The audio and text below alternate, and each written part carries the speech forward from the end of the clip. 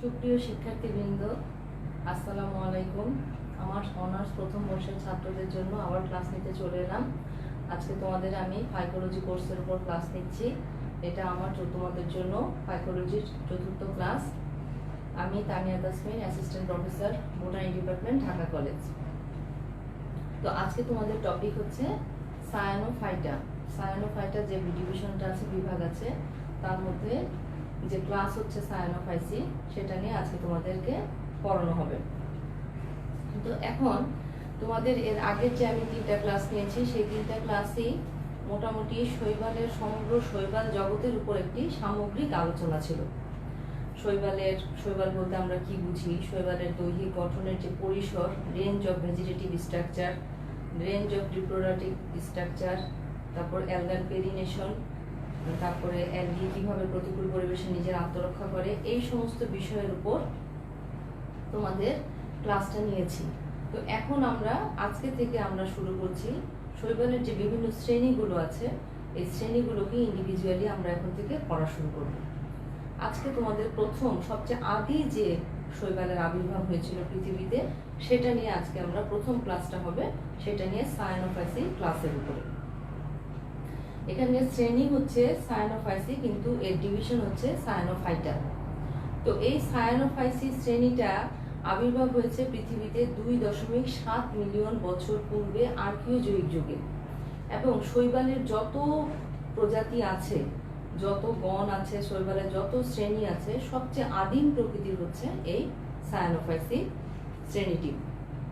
এর আবির্ভাব হচ্ছে ব্যাকটেরিয়া, এবং এই সায়ানোফাইসি শ্রেণীর শৈবালের আবির্ভাব সমসাময়িক একই সময়ে 2.7 বিলিয়ন বছর পূর্বে আর্কিওজয়িক যুগে। তো এই শ্রেণীটি সবচেয়ে আদিম প্রকৃতির। এখন এখানে কিছু ইনফরমেশন আমি লিখে রেখেছি। 2.7 বিলিয়ন বছর পূর্বে এই শ্রেণীর আবির্ভাব হয়েছে, এবং এটি একটি প্রোক্যারিওটিক শ্রেণী। প্রোক্যারিওটিক বলতে তোমরা জানো যে প্রোক্যারিওটিক হচ্ছে যারা আদিকোষী। এই শ্রেণীর সমস্ত শৈবাল হচ্ছে আদিকোষী, প্রোক্যারিওটিক। এবং এর থেকে প্রায় 1.2 বিলিয়ন বছর পরে, মানে আজ থেকে 1.5 বিলিয়ন বছর আগে এসেছে ইউক্যারিওটিক জীব। প্রকৃতকোষী জীবের আবির্ভাব হয়েছে আজ থেকে 1.5 বিলিয়ন বছর পূর্বে। তাহলে আমরা ধরে নিতে পারি যে 1.2 বিলিয়ন বছরে বিস্তৃত একটা সময় পৃথিবীতে আধিপত্য বিস্তার করেছিল এই সায়ানোফাইসি নামক শৈবালের শ্রেণীটি, যারা অত্যন্ত আদিম প্রকৃতির নিম্ন শ্রেণীর, এবং তারা সবাই আদিকোষী।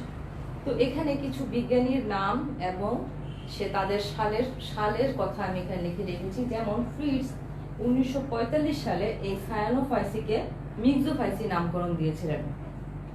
মিক্সা শব্দের অর্থটা হচ্ছে আসলে স্লাইম বা পিচ্ছিল।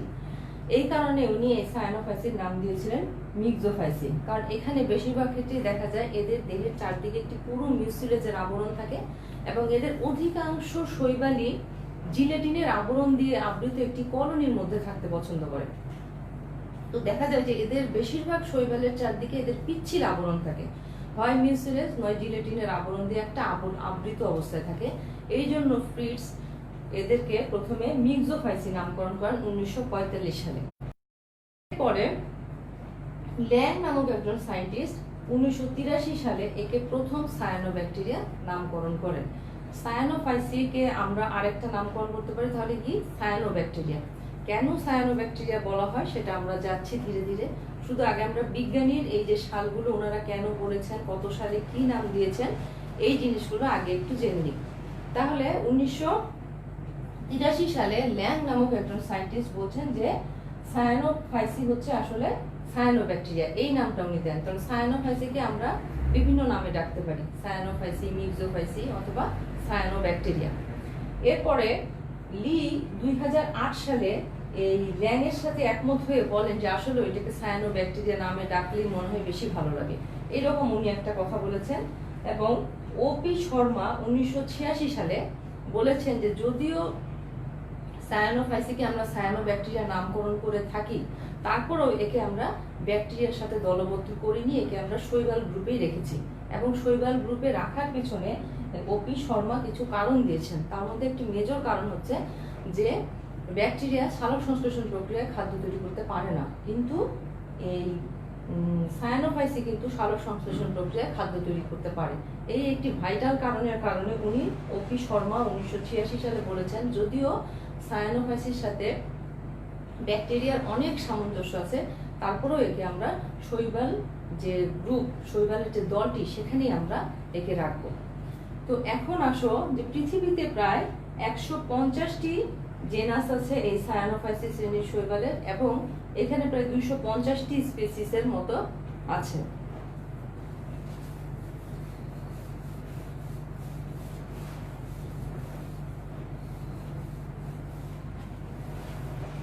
তোমরা প্র্যাকটিক্যাল ক্লাসেও কিছু সায়ানোফাইসি নিয়ে কাজ করবে। তো এই সায়ানোফাইসিস শ্রেণীর শৈবালের কিছু শৈবাল আছে যেগুলোর নাম অবশ্যই তোমাকে সবসময় মনে রাখতে হবে, এবং খুব গুরুত্বপূর্ণ কিছু শৈবাল এখানে আছে যেগুলোর নাম কখনোই আসলে ভোলা যাবে না। আমি এখানে ক্রমান্বয়ে কিছু নাম লিখছি, এই নামগুলো তোমাদের জন্য অত্যন্ত গুরুত্বপূর্ণ বলেই আমি প্রথমে এই শ্রেণীর উল্লেখযোগ্য কিছু শৈবালের নাম এখানে লিখছি।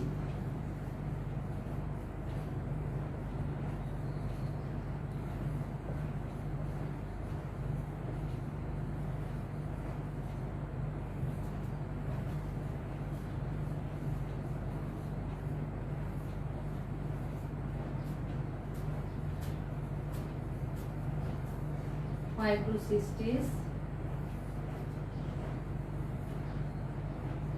Oscillatoria,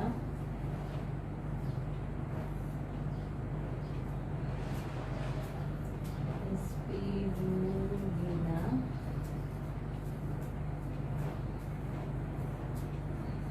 Gliotrichia,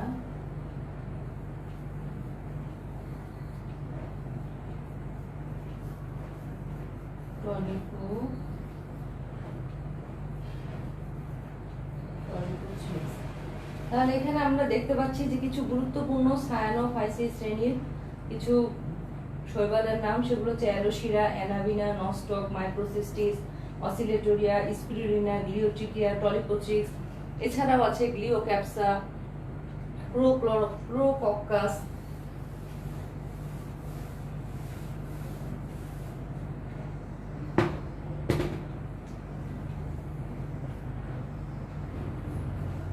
গ্লিওক্যাপসা,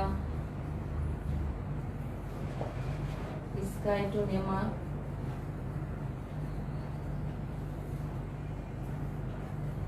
স্টিগোনেমা,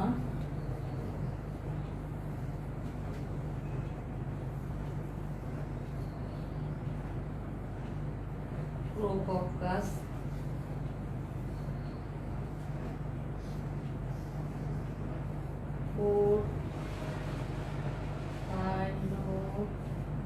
সাইফন,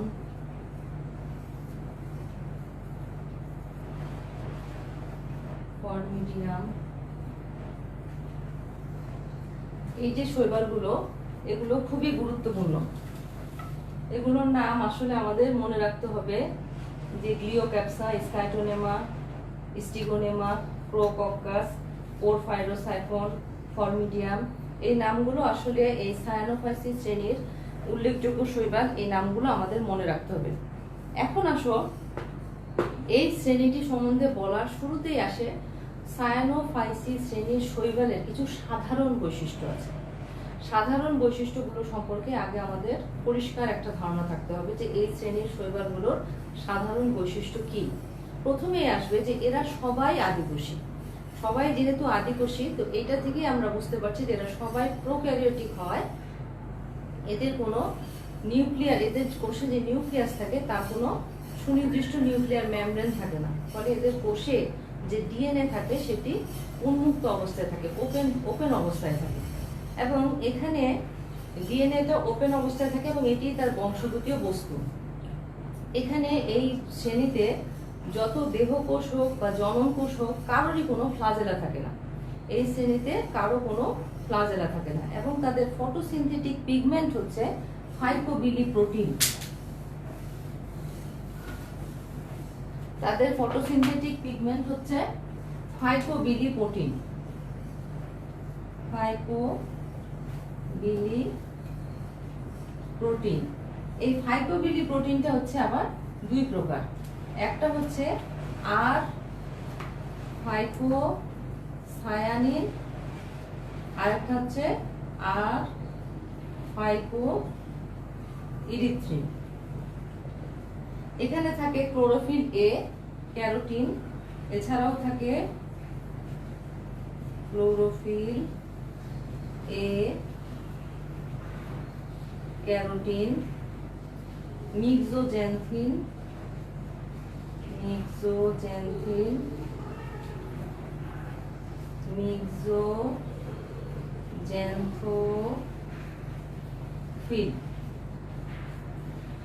এই ধরনের এই ফটোসিনথেটিক রঞ্জকগুলো সাধারণত সায়ানোফাইসিস শ্রেণীর শৈবালে থাকে। কি কি বললাম আমি, দেখো ফাইকোবিলি প্রোটিনস। ফাইকোবিলি প্রোটিনস এর মধ্যে দুই ধরনের রঞ্জক থাকে, একটা হচ্ছে আর ফাইকোসায়ানিন এবং আর ফাইকোইরিথ্রিন।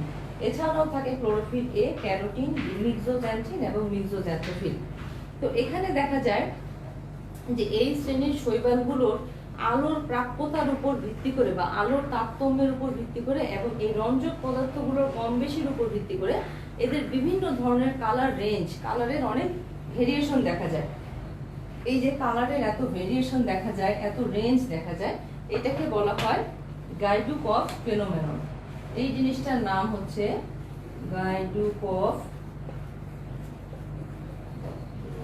ফেনোমেনন।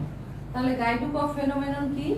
গাইডুকফ ফেনোমেনন হচ্ছে যদি এই শ্রেণীর শৈবালগুলোর মধ্যে আলোর প্রাপ্যতার উপর বা আলোর তারতম্য হয় তাদের দেহের মধ্যে এবং তাদের এই রঞ্জক পদার্থগুলোর কম বেশি ভেরিয়েশনের কারণে তাদের মধ্যে বিশাল কালারের একটা ভেরিয়েশন দেখা যায়। এই যে ভেরিয়েশন দেখার যে রেঞ্জটা, এটাকে বলা হয় গাইডুকফ ফেনোমেনন।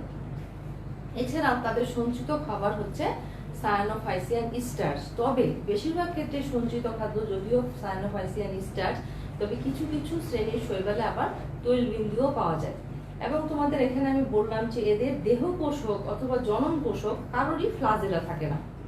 তারপরে এখানে সাধারণত যৌন জনন totally absent.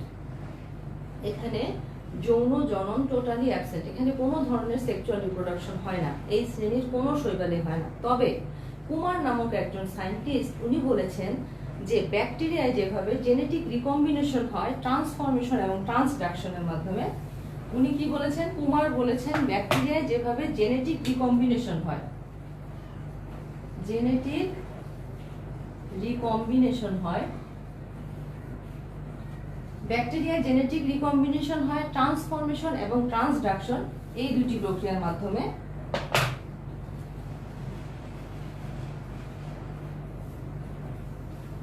Transformation and transduction এই দুটি প্রক্রিয়ার মাধ্যমে ব্যাকটেরিয়ায় জেনেটিক রিকম্বিনেশন হয়। এই জিনিসটা এখানে লক্ষ্য করেছেন কুমার নামক একজন সায়েন্টিস্ট। কুমার নামক একজন সায়েন্টিস্ট 1960 সালে 1960 সালে কুমার নামক একজন সায়েন্টিস্ট উনি বলেছেন যে সায়ানোফাইসিসে কোনো ধরনের সেক্সুয়াল রিপ্রোডাকশন না হলেও সেখানে কিছু পরিমাণ জেনেটিক রিকম্বিনেশন দেখা যায় এবং এটা সম্ভব হয় তারা ঠিক ব্যাকটেরিয়া যেভাবে ট্রান্সফরমেশন এবং ট্রান্সডাকশন করে থাকে ঠিক সেইভাবে জেনেটিক ম্যাটেরিয়ালের আদান প্রদানের মাধ্যমে এখানে কিছু পরিমাণ জেনেটিক রিকম্বিনেশন দেখা যায়। এবং এরা সাধারণত যেহেতু এদের কোনো ফ্লাজেলা থাকে না তাই এরা চলাফেরা করতে পারে না। তবে অসিলেটোরিয়া নামক একটি শৈবাল, এই যে অসিলেটোরিয়া সায়ানোফাইসির একটি উল্লেখযোগ্য শৈবাল, সেখানে গ্লাইডিং বলে এক ধরনের চলন পদ্ধতি দেখা যায়। তো এখানে আমি বললাম যে এদের সাধারণত কোনো ফ্লাজেলা থাকে না, কিন্তু না থাকলেও অসিলেটোরিয়া নামক একটি শৈবালে গ্লাইডিং প্রক্রিয়ায় তারা চলাফেরা করতে পারে। এখন আসো যে এদের দেহ যেহেতু আদিকোষী, সুতরাং এদের সাইটোপ্লাজমে 70S মানের রাইবোজোম থাকে। তোমরা জানো যে রাইবোজোমের দুটি সাব ইউনিট থাকে এবং এই সাব ইউনিট দুইটির যোগফল মিলে হচ্ছে হলো গিয়ে 70S বলে একটি একক হয়। এই 70S মানের রাইবোজোম এখানে থাকে, কিন্তু যদি এরা প্রকৃত কোষী হতো তাহলে এখানে 80S মানের রাইবোজোম থাকার কথা ছিল। তো যেহেতু এরা অপ্রকৃত, এরা আদিকোষী এই জন্য এদের রাইবোজোমটা হচ্ছে 70S মানের। এবং এখানে কোষীয় অন্যান্য যে স্বাভাবিক অর্গানেলস গুলো থাকার কথা যেমন mitochondria, plastid, endoplasmic reticulum, Golgi body. আমি কি বললাম যে mitochondria, plastid, endoplasmic reticulum, Golgi body, এই যে ম্যাটেরিয়ালগুলো, কোষীয় অঙ্গাণুগুলো, এগুলো সাধারণত এই সায়ানোফাইসিস শ্রেণীর শৈবালে থাকে না।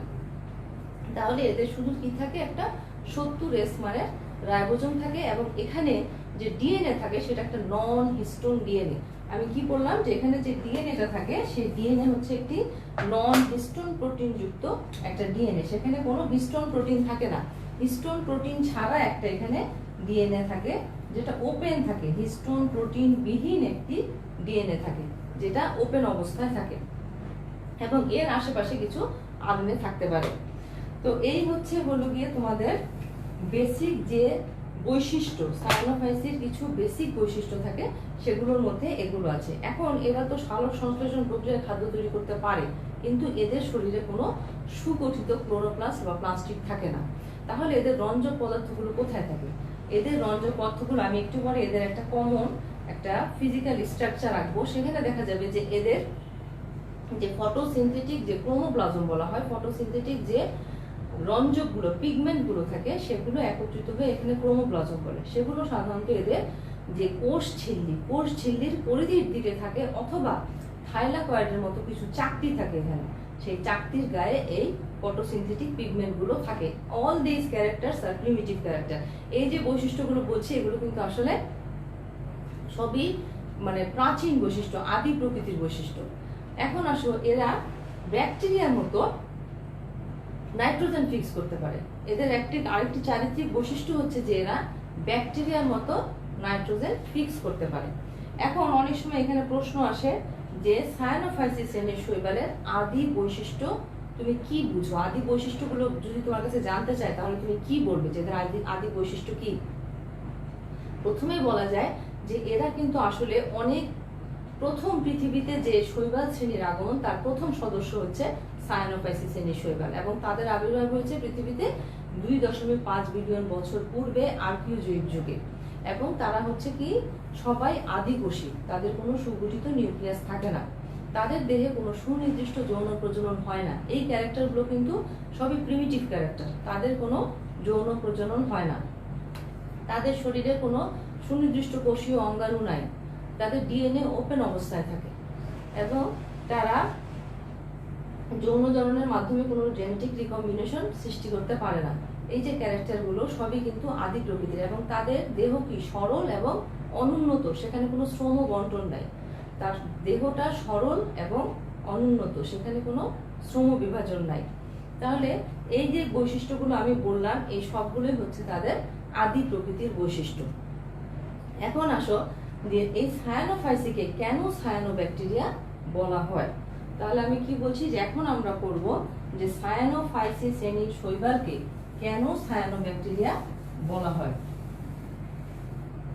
আচ্ছা, তবে এই শ্রেণীর বেশিরভাগ শৈবালে কিন্তু এককোষী অথবা বহুকোষী, তারা ট্রাইকোম অথবা ফিলামেন্ট তৈরি করতে পারে। আমি কি কথাগুলো বলছি ভালো মতো একটু খেয়াল করতে হবে। আমি বলছি যে এই শ্রেণীর শৈবালগুলো এককোষী, বহুকোষী, তারা ট্রাইকোম অথবা ফিলামেন্ট তৈরি করতে পারে, তারা গোলাকার, অনিয়ত, বর্গাকার বিভিন্ন ধরনের কলোনি তৈরি করতে পারে। আবার তাদের যে ট্রাইকোম গুলো আছে, এই ট্রাইকোম গুলো আবার তারা কলোনি আকারে থাকতে পারে। তাহলে আমি যে কথাগুলো বললাম সেগুলো যদি আমি আবার সাজিয়ে বলি যে সায়ানোফাইসিস শ্রেণীর শৈবালগুলো রেঞ্জ, তাদের যে ভেজিটেটিভ স্ট্রাকচার, তার রেঞ্জটা কেমন হতে পারে, তারা এককোষী থেকে বহুকোষী হতে পারে। এই কথাগুলো বলার পিছনে কিছু কারণ আছে। কারণ হচ্ছে যে একটু পরে তোমাদেরকে আমি বলবো যে এটার সাথে ব্যাকটেরিয়ার কি মিল আছে আর কি অমিল আছে, কেন এদেরকে সায়ানোব্যাকটেরিয়া বলা হয়। আবার এর থেকে আবার টোটাল যেহেতু সে ব্যাকটেরিয়ার সাথে মিলে যায় না, এবং তার কিছু এমন সিগনিফিকেন্ট কিছু ডিফারেন্স আছে যার জন্য তাকে শৈবালের মধ্যেই রাখা হয়েছে। তাহলে কি বললাম যে এরা সাধারণত এককোষী, বহুকোষী, ট্রাইকোম অথবা ফিলামেন্ট তৈরি করতে পারে, এবং এরা গোলাকার, বর্গাকার, অনিয়ত আকারের কলোনি তৈরি করতে পারে, এবং এদের যে ট্রাইকোম, সেই ট্রাইকোম একটি মিউসিলাস বা জিলেটিনের আবরণ দ্বারা আবৃত হয়ে কলোনি তৈরি করতে পারে। এখন আমার প্রথমেই জানতে হবে যে আসলে ট্রাইকোম কি আর ফিলামেন্ট কি। এই জিনিসটা আমি তোমাদের ক্লাসেও বলেছিলাম যে ট্রাইকোম কি আর ফিলামেন্ট কি। অনেকগুলো কোষ যদি একটার পর একটা যুক্ত হয়ে পুঁতির মালার মতো থাকে, আমি যদি এখানে আঁকি যে অনেকগুলো কোষ একটার পর একটা যুক্ত হয়ে এরকম পুঁতির মালার মতো থাকে, বা লম্বা আকারে অনেকগুলো কোষ পর পর এরকম থাকে, কিন্তু তার চারদিকে কোনো মিউসিলেজের আবরণ থাকে না। যখন থাকে না তখন তাকে ট্রাইকোম বলে। কিন্তু এর চারদিকে যদি একটা মিউসিলেজের আবরণ থাকতো তখন তাকে বলা হয় ফিলামেন্ট। তাহলে ট্রাইকোম কি? আমি বলছি অনেকগুলো একসারি কোষ পরপর যুক্ত হয়ে একটি ট্রাইকোম তৈরি করে, লম্বা একটি ট্রাইকোম তৈরি করে। এই ট্রাইকোম শাখাযুক্ত হতে পারে, শাখাবিহীন হতে পারে, তারপরে অপ্রকৃত শাখাযুক্ত হতে পারে, প্রকৃত হেটারোট্রাইকাস শাখা হতে পারে, সেটা আমরা একটু পরে দেখব। আবার ফিলামেন্ট হচ্ছে কি? যখন একসারি কোষ একটার পর একটা যুক্ত হবে এবং তার চারপাশে একটা মিউসিলেজের আবরণ থাকবে, তখন তাকে বলা হয় ফিলামেন্ট। তাহলে আমি বললাম কি? ট্রাইকোম শাখাযুক্ত, শাখাবিহীন, অপ্রকৃত শাখা এবং হেটারোট্রাইকাস শাখা এরকমও হতে পারে। তো এখন আসো যে সায়ানোফাইসি শৈবাল শ্রেণীটাকে কেন সায়ানোব্যাকটেরিয়া বলা হয়। আচ্ছা, নাম্বার 1 হচ্ছে এরা দুটাই সায়ানোফাইসি শ্রেণীর শৈবাল এবং ব্যাকটেরিয়া উভয়ই আর্কিওজয়িক যুগে আবির্ভাব হয়েছিল। এটা তো তাদের মধ্যে একটা মিল আছেই। এরপরেও দেখা যায় যে ব্যাকটেরিয়া এবং সায়ানোফাইসি এই উভয় শ্রেণীতেই আসলে কিন্তু কোনো প্রকৃত যৌনজনন হয় না, কোনো সেক্সুয়াল রিপ্রোডাকশন হয় না। দুটাই আদিকোষী, ব্যাকটেরিয়াও আদিকোষী এবং এই সায়ানোফাইসি শ্রেণীর যে শৈবালগুলো তারাও আদিকোষী। তাহলে কি তাদের আবির্ভাব হয়েছে একই সময়ে আর্কিওজয়িক যুগে।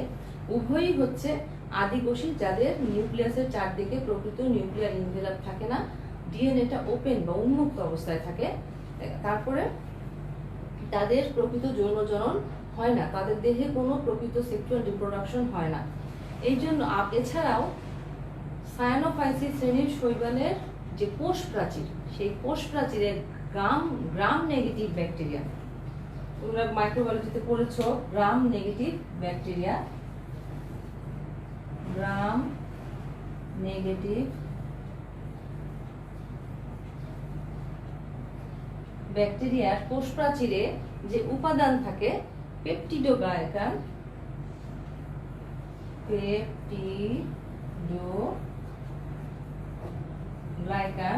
কোষ প্রাচীরে একটা উপাদান থাকে গ্রাম নেগেটিভ ব্যাকটেরিয়ার পেপটিডোগ্লাইকান। এই উপাদানটি আমাদের এই সায়ানোফাইসি শ্রেণীর কোষ প্রাচীরে পাওয়া যায়। এছাড়াও উভয়ই ফাজ দ্বারা আক্রান্ত হয়। এই ব্যাকটেরিয়া যেমন ফাজ দ্বারা আক্রান্ত হয়, ঠিক তেমনি সায়ানোফাইসি শ্রেণীর কিছু শৈবাল আছে যারা ফাজ দ্বারা আক্রান্ত হয়। যেমন এখানে এটাকে বলা হয় ব্যাকটেরিওফাজ আর এই ক্ষেত্রে বলা হয় সায়ানোফাজ। তাহলে এবং এরা উভয়ই চরম প্রতিকূল পরিবেশে দুইটা গ্রুপই সার্ভাইভ করতে পারে। অত্যধিক উচ্চ তাপমাত্রাতেও যেমন তারা সার্ভাইভ করতে পারে, আবার অত্যধিক নিম্ন তাপমাত্রাতেও তারা সার্ভাইভ করতে পারে। যেমন ফর্মিডিয়াম নামে আমি তোমাদের একটা শৈবালের নাম কিছুক্ষণ আগে এখানে লিখেছিলাম, যেটা বরফের নিচে বেঁচে থাকতে পারে। আবার মাইক্রোসিস্টিস যেটা, সেটা অত্যধিক তাপমাত্রাও সহ্য করতে পারে। তাহলে আমি যদি এর রেঞ্জ অফ তোমার হ্যাবিটেটটা দেখি, তাহলে দেখা যাবে যে হ্যাবিটেট এটা অনেক বিস্তৃত। দুই শ্রেণীর বা দুই গ্রুপের সদস্যই খুব বেশি প্রতিকূলতা সহ্য করতে পারে। যেমন এই সায়ানোফাইসি শ্রেণীর শৈবালগুলো অ্যাকাইনিটি, হেটারোসিস্ট, হরমোস্পোর, হরমোসিস্ট এই বিভিন্ন প্রক্রিয়ার মাধ্যমে প্রতিকূল পরিবেশকে ওভারকাম করে। আবার ব্যাকটেরিয়াও কিন্তু বিভিন্ন ধরনের সিস্ট তৈরি করে, এন্ডোস্পোর এইভাবে সিস্ট তৈরি করে সে প্রতিকূল পরিবেশকে ওভারকাম করতে পারে। তারপর উভয়ে বললাম যে ফাজ দ্বারা আক্রান্ত হতে পারে, এবং আমি যখন তার কমন বৈশিষ্ট্য বলেছিলাম তখন কিন্তু বলেছিলাম যে ব্যাকটেরিয়া যেমন নাইট্রোজেন ফিক্স করতে পারে, সায়ানোফাইসি শ্রেণীর অনেক শৈবাল ঠিক একইভাবে নাইট্রোজেন ফিক্স করতে পারে।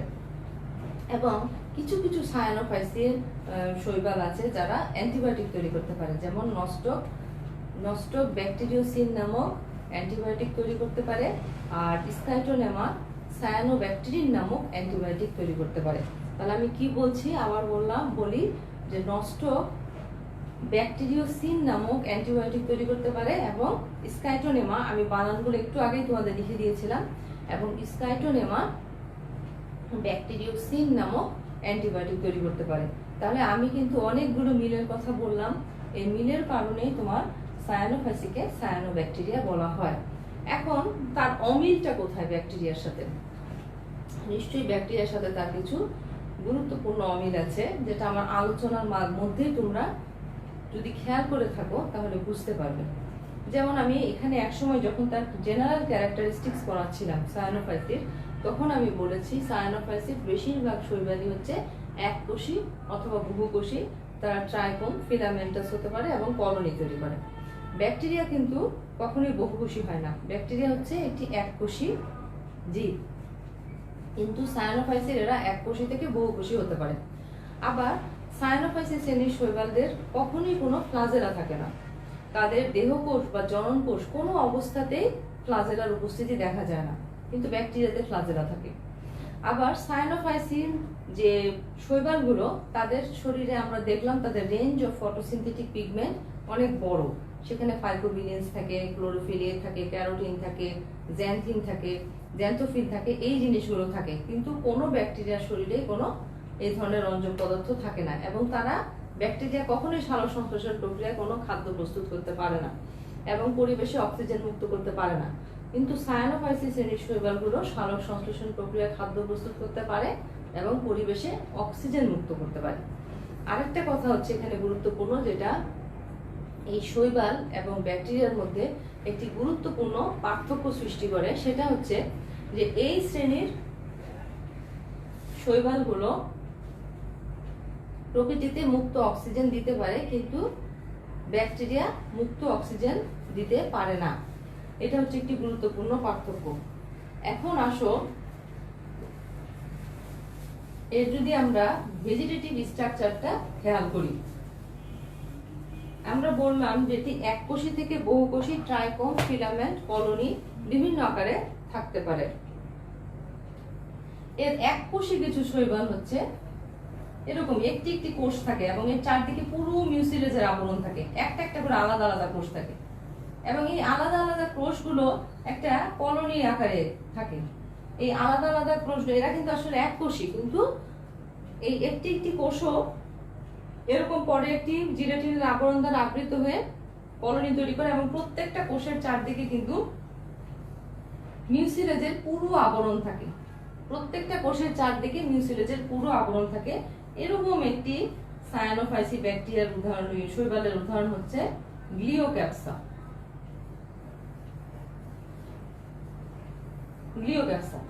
আবার কিছু শৈবাল আছে এই যে সায়ানোফাইসি শ্রেণী, যাতে মার্বেলের মতো অনেকগুলো কোষ থাকে, ছোট ছোট মার্বেলের মতো কোষ, কোষের চারদিকে এরকম অত পুরো মিউসিলেজের আবরণ থাকে না, হালকা মিউসিলেজের আবরণ থাকে, এবং এগুলো মার্বেলের মতো কোষগুলো, মার্বেল যেরকম থাকে সেরকম মার্বেলের মতো কোষগুলো, এবং এটা কোনো নির্দিষ্ট শেপ না, অনিয়ত শেপের, যার কোনো নির্দিষ্ট শেপ নাই, অনিয়ত শেপের কলোনি তৈরি করে। এটার উদাহরণ হচ্ছে মাইক্রোসিস্টিস।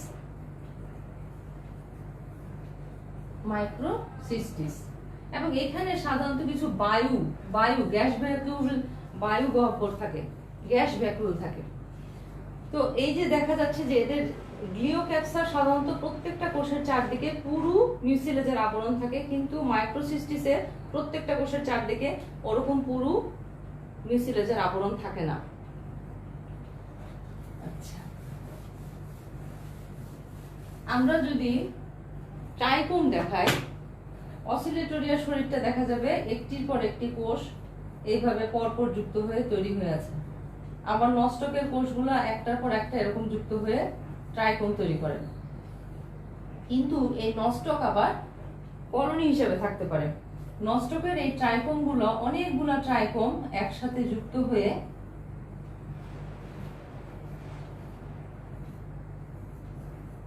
এখানে আবার এদের হেটারোসিস্ট বলে এক ধরনের কোষ থাকে। নস্টকে হেটারোসিস্ট বলে এক ধরনের কোষ থাকে, যেটা আমি যখন তোমাদের পড়িয়েছিলাম তখনই দেখিয়েছিলাম যে নস্টকে হেটারোসিস্ট বলে, এটা হচ্ছে নস্টকের কলোনি। নস্টকের ট্রাইকোম গুলো তার কলোনি তৈরি করে, এটা হচ্ছে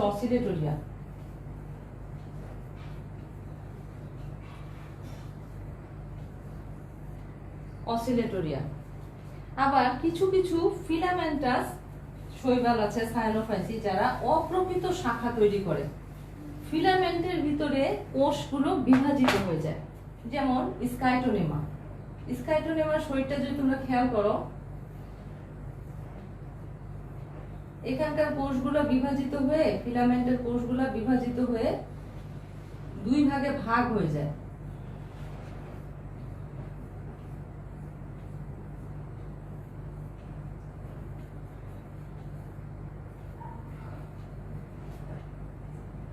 তখন একে বলা হয় অপ্রকৃত ফিলামেন্ট। আসলে এটা শাখা তৈরি করতে চায় না, কিন্তু তার কোষ বিভাজন হয়ে দুই ভাগে ভাগ হয়ে সেটা এরকম অপ্রকৃত ফিলামেন্ট তৈরি করে। আবার স্টিগোনেমা বলে একটা সায়ানোফাইসি আছে, যার শরীরটা অনেকটা, আমি তোমাদের বলেছিলাম যে হেটারোট্রাইকাস ফিলামেন্ট তৈরি করে। হেটারোট্রাইকাস ফিলামেন্ট তৈরি করে, এর ভিতরে কোষগুলো থাকে।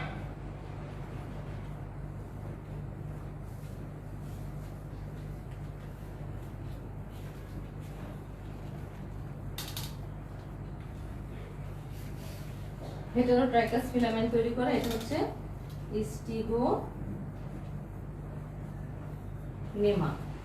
স্টিগোনেমা এরকম হেটারোট্রাইকাস ফিলামেন্ট তৈরি করে। আবার গোলাকার কলোনি তৈরি করতে পারে, বর্গাকার কলোনি তৈরি করতে পারে। মেরিসমোপেডিয়া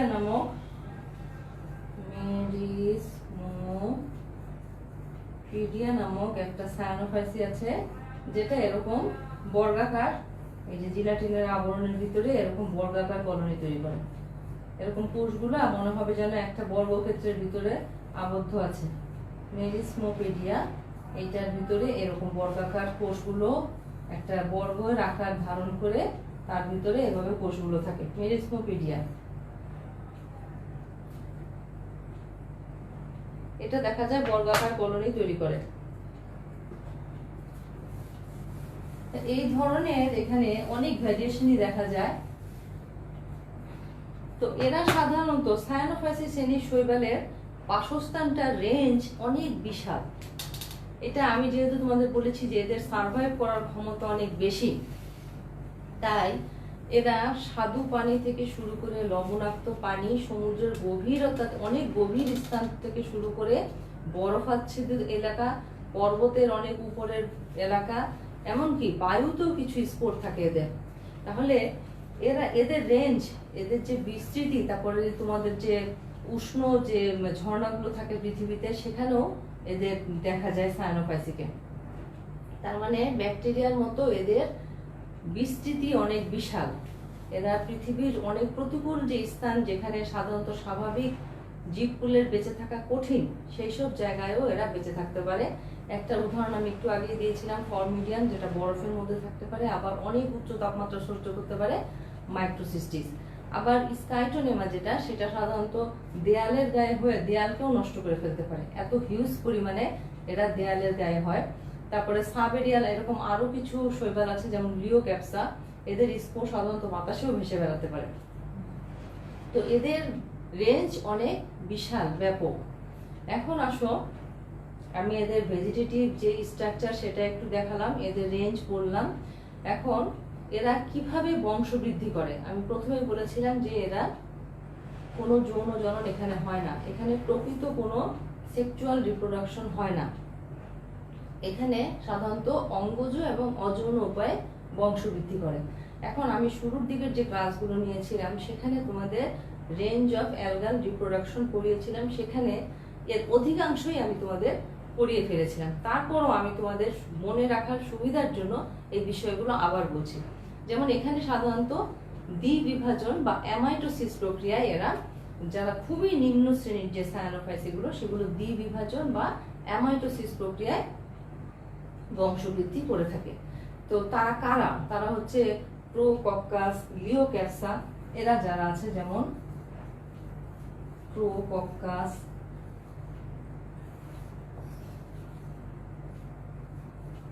লিওক্যাপসা, এরা সাধারণত দ্বিবিভাজন বা অ্যামাইটোসিস প্রক্রিয়া বংশবৃদ্ধি করে থাকে। তো দ্বিবিভাজন কি, তোমরা সেটা সবাই জানো, যে একটি কোষ থেকে খুবই সাধারণভাবে দুইটি কোষ যখন হয়ে যায়, তখন সেটা হচ্ছে দ্বিবিভাজন। তার কোষের মধ্যবর্তী স্থানে একটি খাঁজের সৃষ্টি হয়, তারপরে তার জেনেটিক ম্যাটেরিয়াল সহ তার সাইটোপ্লাজম সম্পূর্ণ দুই ভাগে ভাগ হয়ে সেটা একটি কোষ থেকে দুটি অপত্য কোষের সৃষ্টি হয়, এবং এভাবে দ্বিবিভাজন বা অ্যামাইটোসিস হয়।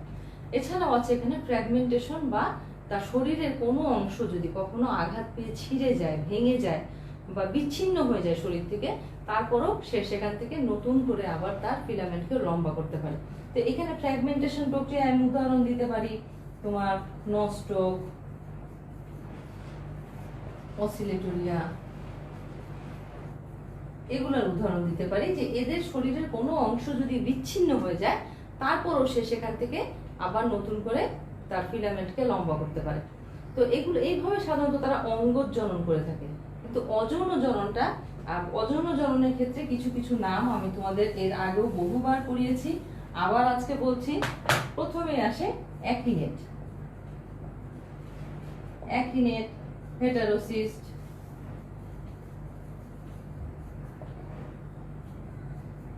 এন্ডোস্পোর, এন্ডোস্পোর,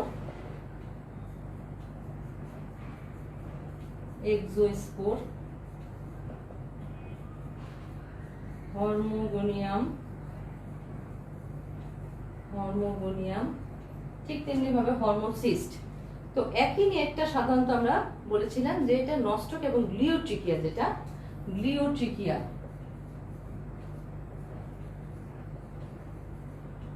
গ্লিওট্রিকিয়াতে দেখা যায় হেটারোসিস্ট, নস্টক,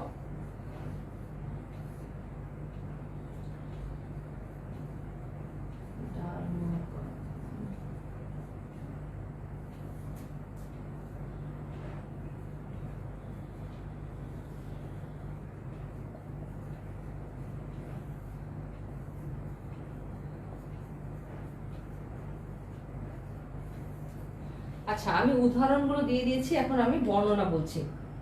একই নেট সাধারণত দেখা যায় গ্লিওট্রিকিয়াতে। গ্লিওট্রিকিয়ার একেবারে প্রান্তে থাকে একটা হেটারোসিস্ট, একটা প্রান্তে থাকে হেটারোসিস্ট, তার উপরে একটি এরকম একটা ওভাল শেপ একটা কোষ থাকে যেটা প্রচুর খাদ্য সঞ্চয় করে রাখে, এবং এই কোষটাকে বলা হয় অ্যাকিনিটি, যেটা প্রতিকূল পরিবেশে নিজে খাদ্য সঞ্চয় করে রাখে, কিন্তু যদি এটা যখন অনুকূল পরিবেশ পাবে তখন এখানে তার অঙ্কুরোদ্গমের মাধ্যমে সে আবার নতুন আরেকটি শৈবালের সৃষ্টি করবে। তো এইটা সাধারণত দেখা যায় গ্লিওট্রিকিয়াতে। আর নস্টকের মধ্যে তার যে ফিলামেন্ট আমি দেখিয়েছিলাম তোমাদের, এরকম গোল গোল কিছু কোষের মধ্যে দেখিয়েছিলাম যে তার পুতির মালার মতো থাকে। এই পুতির মালার মতো কোষগুলোর ভিতরে এই যে মাঝে মাঝে কিছু হেটারোসিস্ট থাকে। হেটারোসিস্ট গুলো হচ্ছে আকৃতিতে বড়, স্বচ্ছ এবং পুরু প্রাচীর দ্বারা আবৃত কিছু কোষ, যে কোষগুলো স্পোরের মতো কাজ করে। এখান থেকে আবার নতুন আরেকটা নস্টক উদ্ভিদের সৃষ্টি হতে পারে। তাহলে আর এন্ডোস্পোর কি? এন্ডোস্পোর হচ্ছে ডার্মোকার্পন বলে একটা শৈবালের মধ্যে, এই উদাহরণটা খুব সুন্দরভাবে দেখানো যায়। ডার্মোকার্পন যে শৈবালটা আছে সেটার মধ্যে দেখানো যায় সেটা কি, এটা একটা শৈবালের যদি আমি আঁকি, তার ভিতরে যে প্রোটোপ্লাস্টটা থাকে, এই সম্পূর্ণ প্রোটোপ্লাস্টটা অসংখ্য ছোট ছোট কোষে পরিণত হয়, এবং প্রত্যেকটা কোষ একটা করে ইন্ডিভিজুয়াল স্পোরের কাজ করে। তো এগুলোকে বলা হয় এন্ডোস্পোর।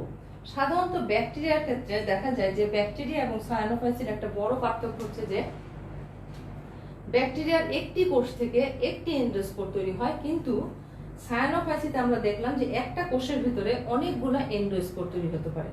আবার এক্সোস্পোর কি, যেটা কেমি সাইফোনে দেখা যায়, কেমি সাইফোন নামক শৈবালে দেখা যায়। এক্সোস্পোর কি, যখন কোষের একটা ফিলামেন্টের কোষের কোনো একটি কোষের প্রোটোপ্লাজম দেহ থেকে বাইরে বের হয়ে আসে এবং সেটা আবরণ দ্বারা আবৃত হয়ে একটা স্পোরের তৈরি করে, স্পোর সৃষ্টি করে, এবং সেখান থেকে আবার নতুন শৈবালের সৃষ্টি হতে পারে। তাহলে এখানে প্রোটোপ্লাজমটা দেহ থেকে বাইরে বের হয়ে আসে এবং তারপরে তার চারদিকে একটা আবরণ সৃষ্টি হয় যেটা স্পোরের সৃষ্টি করে। এই জন্য এটা হচ্ছে এক্সোস্পোর। তো এক্সোস্পোরটা দেখা যায় কেমি সাইফোনে। এখন হর্মোগোনিয়ামের ছবি এর আগে আমি বহু এঁকেছি, এর আগে দুইটা ক্লাসে আমি হর্মোগোনিয়ামের ছবি এঁকেছি, তারপরেও বলছি অসিলেটোরিয়াতে সাধারণত একটা সেপারেশন ডিস্ক তৈরি হয়। তার অসিলেটোরিয়ার যে ফিলামেন্টটা থাকে তার মধ্যে এরকম কোষগুলো থাকে, এই কোষগুলোর মধ্যে 8টি থেকে 6টি থেকে 8টি কোষ নিয়ে এরকম একটা গঠনকে সে ঢেকে ফেলে, এবং তার আগে এবং পরে এই জায়গাটায় সেপারেশন ডিস্ক তৈরি হয়, পৃথক হয়ে যায় অন্যান্য কোষগুলো থেকে। সেই এই হর্মোগোনিয়ামটা পৃথক হয়ে যায় সেপারেশন ডিস্কের মাধ্যমে, নির্দিষ্ট কিছু কোষ নিয়ে সে আলাদা হয়ে যায়, এবং এটার নাম হচ্ছে হর্মোগোনিয়াম। এই হর্মোগোনিয়াম যদি আবার পুরো প্রাচীর দিয়ে, মনে করো হর্মোগোনিয়াম অনুকূল পরিবেশে তৈরি হচ্ছিল।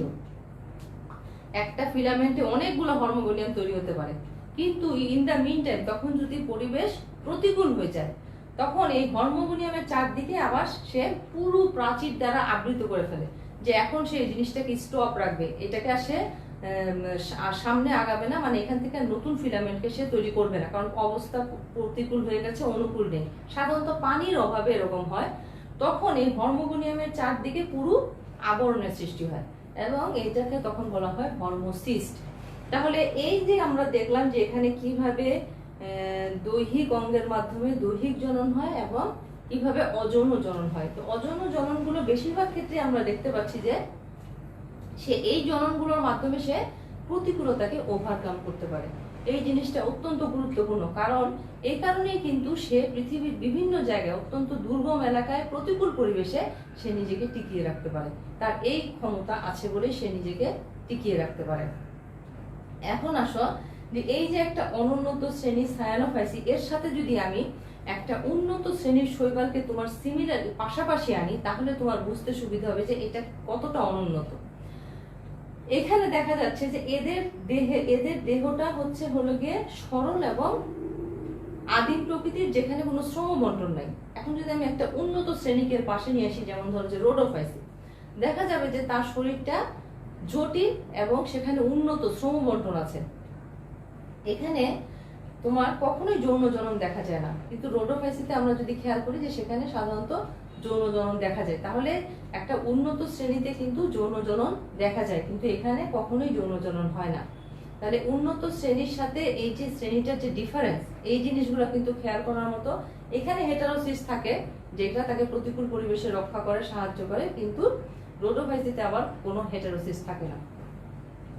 তাহলে এই জিনিসগুলো একটু খেয়াল করার মতো আছে। এছাড়াও তোমাদের আরেকটা জিনিস আজকে দেখাতে চেয়েছিলাম, সেটা হচ্ছে যে সাধারণভাবে যদি আমি কোনো সায়ানোফাইসিস শ্রেণীর শৈবালের দৈহিক গঠনটা খেয়াল করি, যে আসলে তার দেহের ভিতরে কি কি জিনিস আছে, যদি আমি সাধারণভাবে তার একটা ফিজিক্যাল স্ট্রাকচার আঁকি, তাহলে দেখা যাবে যে তার একদম বাহিরের এই যে বাহিরের অংশটা, এটা হচ্ছে সেল ওয়াল, কোষ প্রাচীর।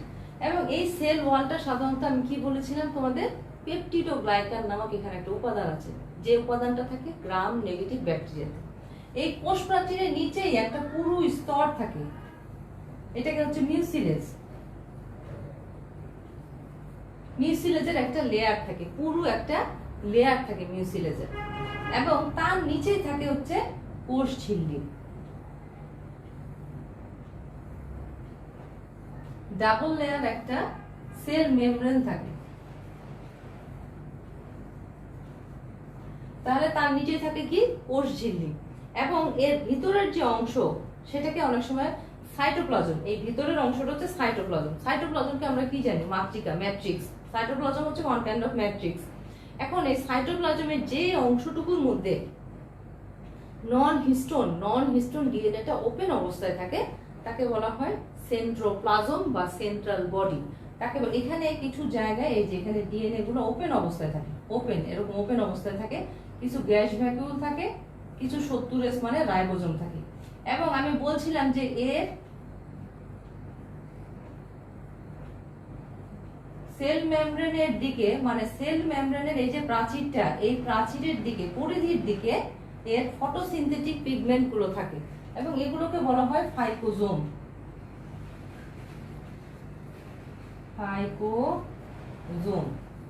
এখানে সাধারণত ফটোসিনথেটিক পিগমেন্ট গুলো এখানে সাজানো থাকে, অথবা থাইলাকয়েডের যে চাকতির সৃষ্টি হয়, এই চাকতির মধ্যে ফটোসিনথেটিকের রঞ্জক গুলো থাকে। এবং এখানে সঞ্চিত খাদ্য তোমাদের আগে বলেছিলাম সায়ানোফাইসিয়ান স্টার্চ। এর যদি আমি দৈহিক গঠনটা দেখি, খুবই নরমাল, ইজি, একদম খুবই সরল প্রকৃতির দেহ। প্রথমে বাহিরে থাকে সেল ওয়াল, তারপরে একটা মিউসিলেজের পুরো আবরণ থাকে, তারপরে থাকে সেল মেমব্রেন। সেল মেমব্রেন এখানে গ্রুপ খেয়াল করার বিষয় হচ্ছে যে সেল মেমব্রেনের সাথে তোমার ক্রোমোপ্লাজম, এর যে ফটোসিনথেটিক পিগমেন্টের অংশ, তাকে বলা হয় ক্রোমোপ্লাজম। এই ক্রোমোপ্লাজম গুলাই হচ্ছে গিয়ে ফাইকোজোম নামক অংশটার সৃষ্টি করে। এবং এর যে সেল মেমব্রেন, এই সেল মেমব্রেন 2 স্তর বিশিষ্ট ফসফোলিপিডের সমন্বয়ে গঠিত। কি বলছি, এর সেল মেমব্রেন হচ্ছে 2 স্তর বিশিষ্ট ফসফোলিপিডের সমন্বয়ে গঠিত। এখানে 70S মানের রাইবোজোম থাকে, কিছু গ্যাস ভ্যাকুওল থাকে, থাইলাকয়েড থাকে। এই থাইলাকয়েডের মধ্যে ফটোসিনথেটিক যে পিগমেন্টগুলো সেগুলো থাকে এবং এরা সালোক সংশ্লেষণে অংশগ্রহণ করতে পারে। এখানে কোনো, দেখো এই ছবির মাধ্যমে আমরা দেখতে পাচ্ছি যে এখানে কোনো Golgi body, endoplasmic reticulum, mitochondria, কোনো প্রকৃত প্লাস্টিড কিছুই নেই, এগুলো থাকে না এবং প্রকৃত নিউক্লিয়াস দেখা যায় না এখানে। এখানে কিছু নন হিস্টোন ডিএনএ থাকে। তো বেসিক যে আলোচনা সায়ানোফাইসিস শ্রেণীর শৈবালের সেগুলো এরকমই। এখন এর যদি আমি কিছু ইকোনমিক ইম্পর্টেন্স বলি, এর ইকোনমিক ইম্পর্টেন্স অনেক। প্রথমেই হচ্ছে এটা ফিশ ফুড, মাছের খাদ্য হিসেবে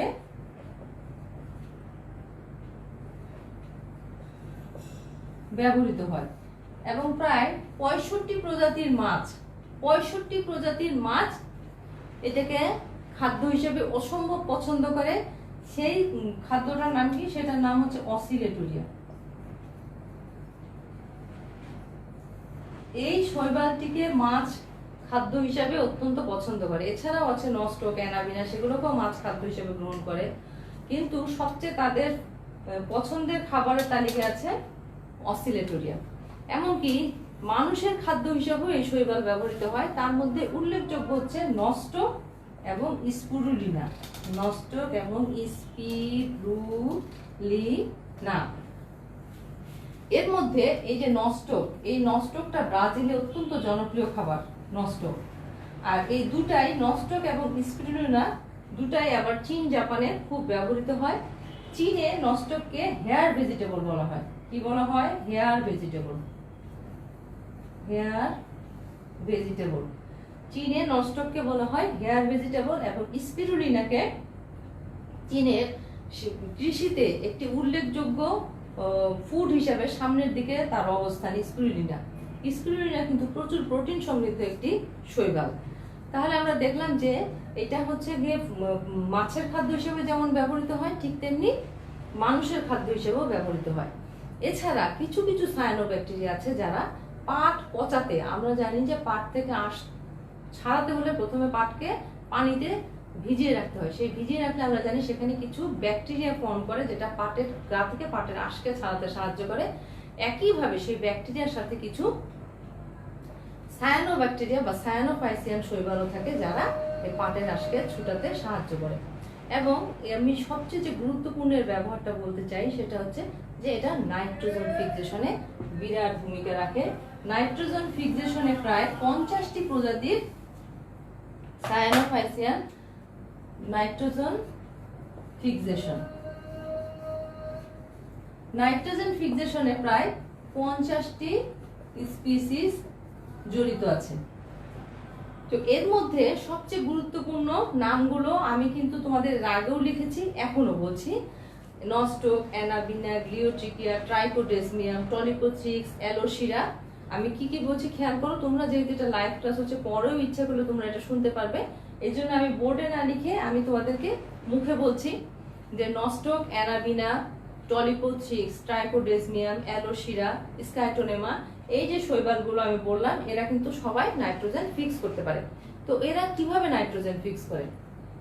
এরা প্রথমে বাতাস থেকে নাইট্রোজেনটাকে নিজের শরীরে নেয়, নিজের শরীরে নিয়ে সেখান থেকে সে মাটিতে সেটাকে কিছু আবদ্ধ করে রাখে।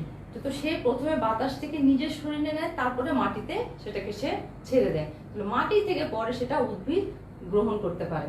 এখন আসো যে তার শরীরেও কিন্তু নাইট্রোজেন ফিক্স অবস্থায় থাকে। তো পরে যখন এই শৈবালগুলো মারা যাওয়ার পরে সেই মাটিটা অত্যধিক নাইট্রোজেন সার সমৃদ্ধ হয়। সাধারণত দেখা যায় যে প্রতি মাসে 1 একর জমিতে এই সমস্ত শৈবাল প্রায় 500 পাউন্ড পর্যন্ত নাইট্রোজেন ফিক্স করতে পারে। এবং দেখা যায় যে আমরা যদি ইচ্ছাকৃতভাবে কোনো জমিতে এই ধরনের শৈবালকে অ্যাপ্লাই করি, তাহলে তারা সেই জমির নাইট্রোজেন ফিক্সেশন ক্যাপাসিটি 400 গুণ বেশি বৃদ্ধি পায়। এবং আমরা ইচ্ছা করলে কোনো অনুর্বর জমিকে উর্বর করার জন্য এই শৈবালগুলোকে ব্যবহার করতে পারি। এই প্রক্রিয়াটাকে বলা হয় অ্যালগালাইজেশন।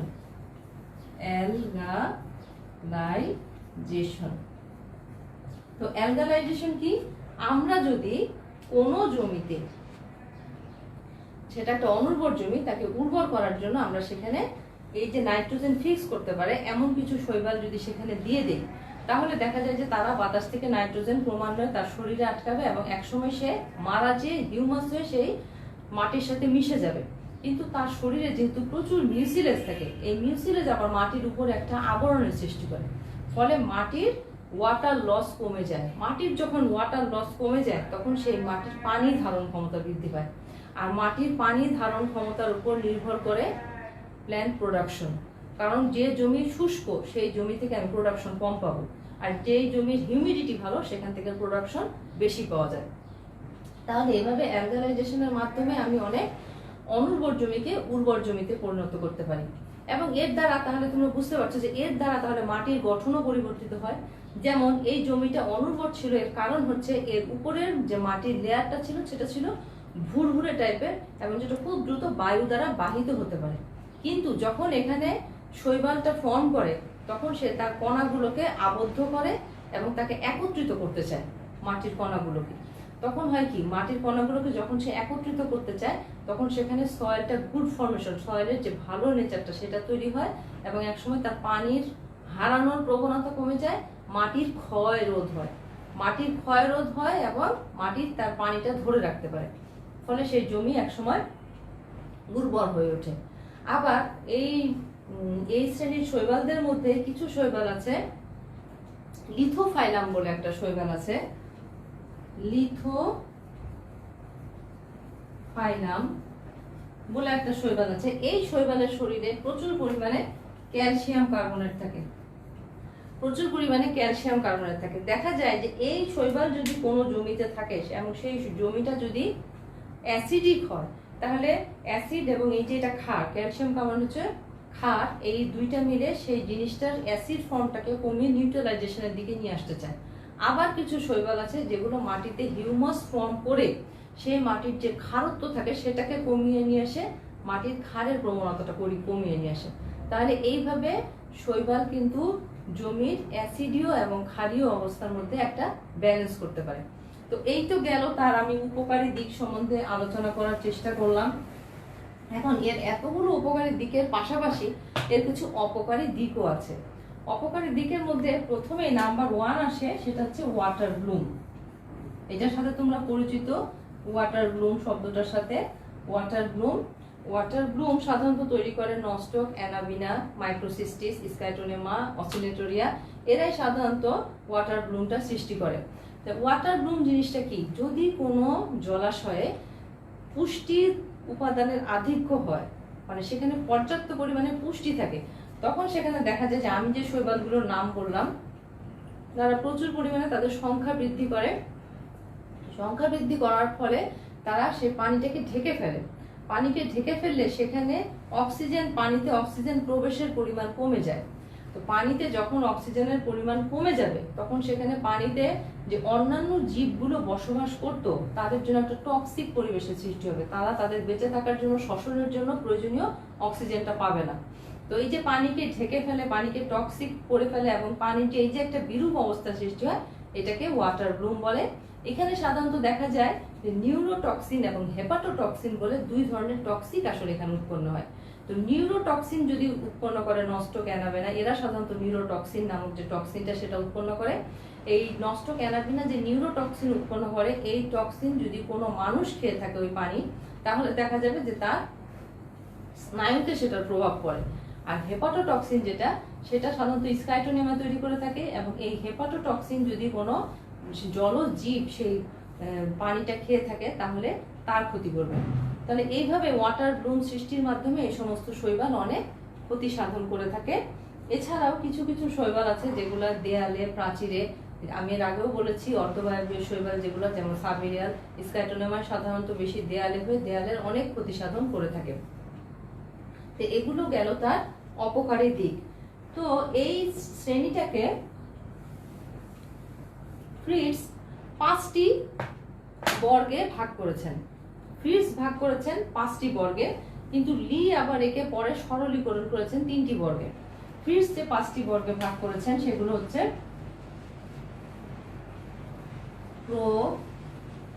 Prococcalis,